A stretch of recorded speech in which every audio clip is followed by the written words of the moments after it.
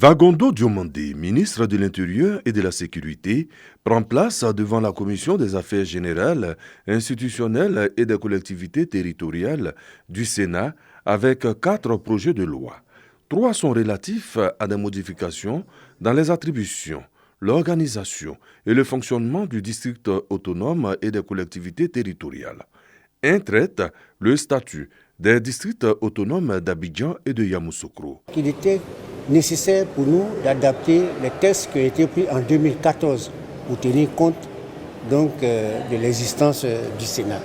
Il faut aussi savoir qu'en 2021, le recensement général de la population de l'habitat a été finalisé.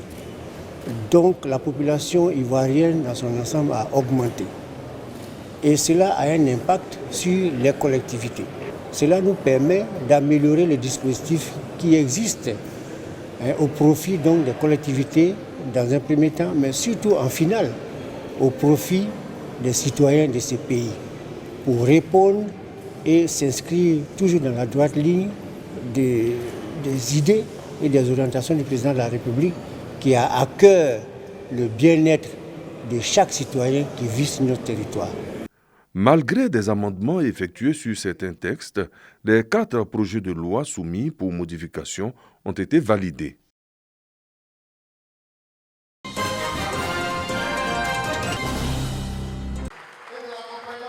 Un monde inhabituel à l'amphithéâtre de médecine de l'université Alassane Ouattara.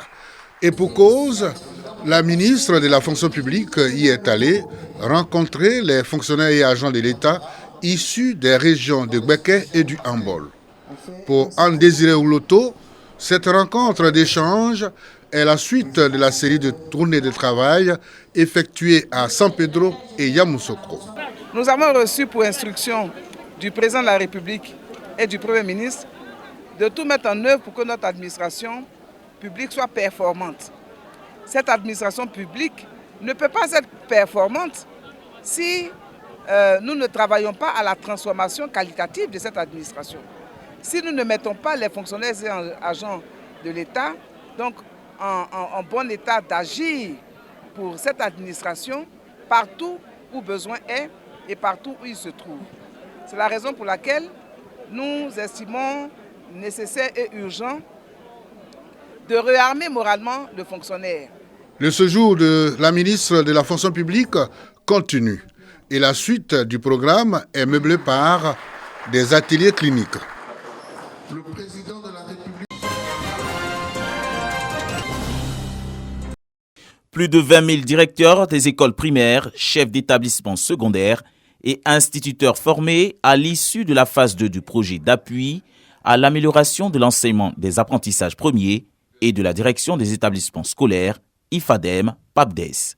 Ce sont les résultats du dit programme communiqués aux acteurs de l'éducation nationale et de l'alphabétisation. Avec tous les documents qu'on a eu à mettre à notre disposition, ça va permettre aux uns aux autres vraiment d'améliorer l'enseignement.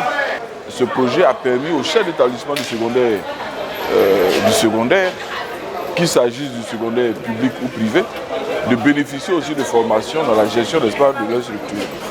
Les objectifs du projet IFADEM-PAPDES sont arrimés au plan sectoriel éducation-formation du gouvernement PSE 2016-2025.